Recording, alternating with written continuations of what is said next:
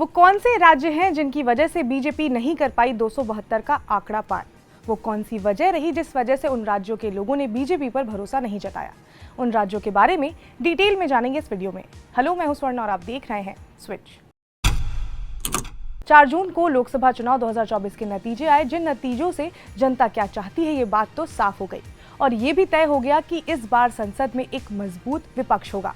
Bharatiya Janata party ने अपने चुनावी कैंपेन की शुरुआत अब की बार 400 पार से की थी और इस बार हालात ऐसे हो गए कि अकेली बीजेपी बहुमत का भी आंकड़ा पार नहीं कर पाई।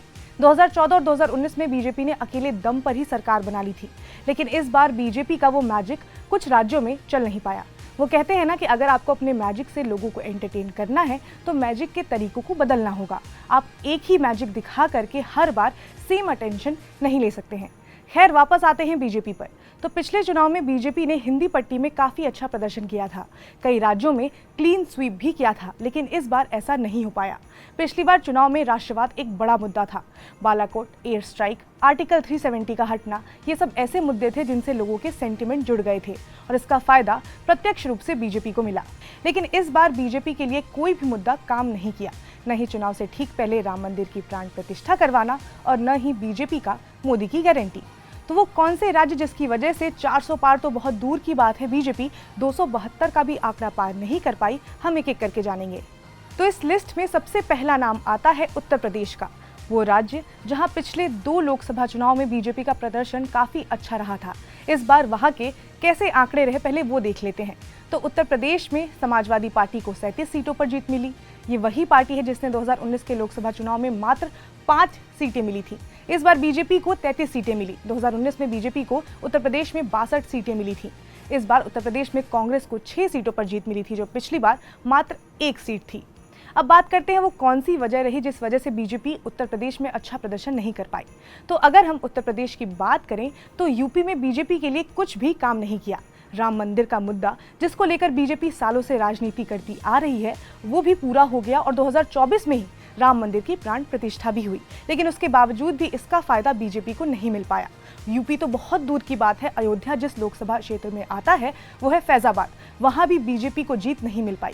इसके अलावा उत्तर प्रदेश में स्मृति ईरानी जैसे बड़े केंद्रीय मंत्री, मेनका गांधी जैसे बड़े नेता भी नहीं चले, उन्हें भी हार का सामना करना पड़ा। अब बात करते हैं महाराष्ट्र की। तो महाराष्ट्र के नतीजे भी काफी इंटरेस्टिंग रहे। 2019 में एनडीए और बीजेपी को महाराष्ट्र में इतना बड़ा मैंडेट मिला था, वो इस बार नहीं हो पाया। तो इसमें पहले नंबर्स पर ध्यान देते हैं। तो इस बार महाराष्ट्र में बीजेपी को 9, कांग्रेस को 13, उद्धव ठाकरे वाली शिवसेना को 9, शरद पवार की एनसीपी को 8, एकनाथ शिंदे की शिवसेना को 7 और अजित पवार की एनसीपी को 1 सीट मिली। अगर 2019 की बात करें तो उस समय शिवसेना और एनसीपी 2 हिस्सों में नहीं बटी हुई थी। तो उस टाइम कांग्रेस को 1, बीजेपी को 23, शिवसेना को 18, एनसीपी को 4 सीटें मिली थी।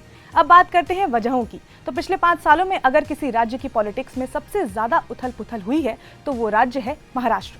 पिछले चुनाव में बीजेपी और शिवसेना ने मिलकर चुनाव लड़ा था, लेकिन उसके बाद शिवसेना और एनसीपी दोनों ही पार्टी 2 हिस्सों में बंट गई और ये महाराष्ट्र की जनता को कुछ खास पसंद नहीं आया।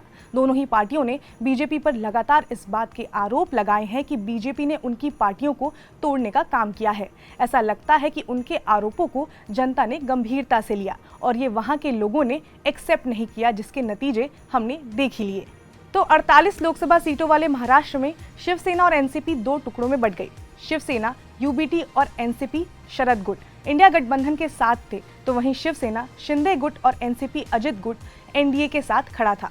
बीजेपी को पिछली बार 23 सीटें मिली थी, मगर इस बार यहां बदले राजनीतिक हालात के चलते उसे 11 ही सीटें हासिल हो पाई।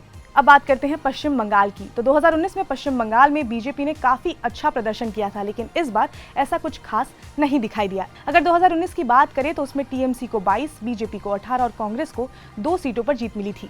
मीडिया रिपोर्ट्स, एनालिसिस और इंडिया गुट की पार्टियों के आरोपों की माने तो पश्चिम बंगाल में बीजेपी ने संदेश खाली जैसे मुद्दों को लेकर पोलराइज करने की कोशिश की। इंडिया गुट वालों का तो ये भी आरोप है कि बीजेपी बंगाल को लगातार पोलराइज करने की कोशिश जारी रख रही है। हालांकि नतीजों से ऐसा लगता है कि ये सब मुद्दे चुनाव में काम नहीं आए। पश्चिम बंगाल में विधानसभा में भी ऐसा ही देखने को मिला था, जब सभी को लग रहा था कि बीजेपी वहां पर सरकार बना लेगी, लेकिन ऐसा हो नहीं पाया। उस समय भी सभी एग्जिट पोल बीजेपी को जिता रहे थे, लेकिन सारे के सारे मुंह के बल गिर गए। अब बात करते हैं हरियाणा की। तो हरियाणा में कांग्रेस को 5 और बीजेपी को 5 सीटों पर जीत मिली। 2019 के लोकसभा चुनाव में बीजेपी ने हरियाणा में क्लीन स्वीप किया था, लेकिन ऐसा इस बार नहीं हुआ। इसकी कई वजहें थी। हमने देखा सबसे लंबे समय तक चलने वाला किसान आंदोलन में हरियाणा की भूमिका जो थी वो काफ़ी ज़्यादा अहम थी। किसान बीजेपी से काफ़ी ज़्यादा नाराज़ थे। इसके अलावा वो राज्य जहां पर फौज में जाने के लिए कई लोग इतने ज़्यादा एक्साइटेड होते हैं, वो भी अग्निवीर को लेकर काफ़ी ज़्यादा नाखुश रहे, जिसका नतीजा हमने चुनाव के नतीजों में देखा। तो अब बात करते हैं उन राज्यों की जहां पर बीजेपी का सफाया तो नहीं हुआ, लेकिन पिछले लोकसभा चुनाव से उन्हें नुकसान जरूर उठाना पड़ा। तो इसके लिए थोड़ा राजस्थान की तरफ आते हैं। तो पिछले 2 लोकसभा चुनाव से राजस्थान की जनता लोकसभा चुनाव में बीजेपी को जिता रही थी, लेकिन इस बार कांग्रेस ने ऐसा नहीं होने दिया। इस बार कांग्रेस को राजस्थान में 8, बीजेपी को 14 सीटें मिली। वहीं 2019 के लोकसभा चुनाव की बात करें तो उसमें बीजेपी को 25 में से 24 सीटों पर जीत मिली थी। राजस्थान में इसकी सबसे बड़ी वजह एंटी इनकम्बेंसी रही। पिछले 2 लोकसभा चुनाव से बीजेपी को राजस्थान की जनता फुल मैंडेट दे रही थी। फिर आता है यहाँ पर बिहार। पिछली बार एनडीए को 40 में से 39 सीटों पर जीत मिली थी। 2019 में बीजेपी को 17, जेडीयू को 16, लोक जनशक्ति पार्टी को 6 और कांग्रेस को 1 सीट पर जीत मिली थी। वहीं इस बार बिहार में बीजेपी को 12, जेडीयू को 12, लोक जनशक्ति पार्टी को 5 और आरजेडी को 4, कांग्रेस को 3 सीटों पर जीत मिली। वहीं अगर हम कर्नाटक की बात करें तो 2019 में कर्नाटक में 28 में से बीजेपी ने 25 सीटों पर जीत हासिल की थी, लेकिन इस बार ऐसा नहीं हुआ। इस बार बीजेपी को वहां पर 17, कांग्रेस को 9 और जेडीएस को 2 सीटों पर जीत मिली।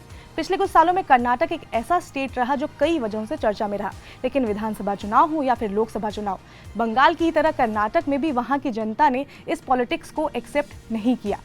फिर आता है गुजरात। 2014 हो या 2019, दोनों ही चुनाव में बीजेपी ने यहाँ पर क्लीन स्वीप किया, लेकिन इस बार ऐसा नहीं हुआ। इस बार गुजरात में बीजेपी को 26 में से 25 सीटों पर जीत मिली और 1 सीट कांग्रेस के पाले में आई। एक ही सीट सही, लेकिन गुजरात बीजेपी के लिए कितना इंपॉर्टेंट है ये हम सब जानते हैं। वहां भी बीजेपी को 1 सीट का नुकसान हुआ है। तो अब आई होप आप ये समझ गए होंगे कि वो कौन से राज्य रहे जिनकी वजह से बीजेपी 272 का आंकड़ा भी पार नहीं कर पाई। तो अगर आपको ये वीडियो पसंद आई हो तो लाइक करें, शेयर करें, सब्सक्राइब करें स्विच को।